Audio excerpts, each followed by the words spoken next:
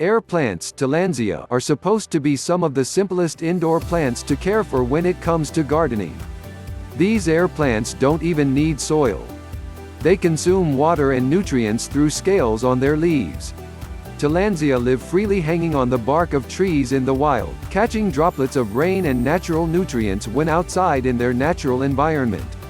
Similar to succulents and orchids, some people have trouble keeping them alive. Here are some tips to care for these beloved plants. Air plants need bright, indirect light to thrive. Rooms with south or east-facing windows are good candidates, because most of the day, these rooms will be brightly lit with sunlight.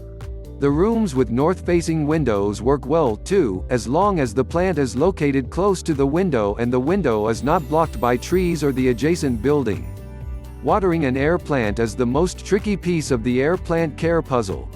Some people swear by misting. Others by soaking. Some plant owners use a combination of misting and soaking in their air plant care regimen.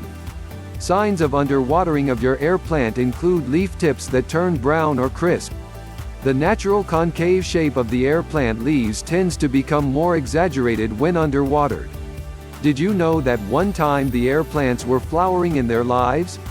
Depending on the species, these blossoms last from a few days to a few months, and can be a variety of beautiful bright colors, such as pink, red and purple.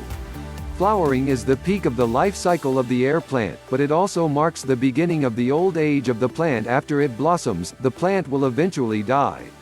This pack includes 1 Ionantha guatemala, 1 Colby, 1 Fuchsia, Sheetina, bulbosa, and 1 Magic Mist air plant fertilizer spray.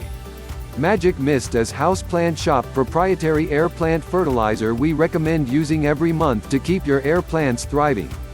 Buy yours today from theoptimumzen.com.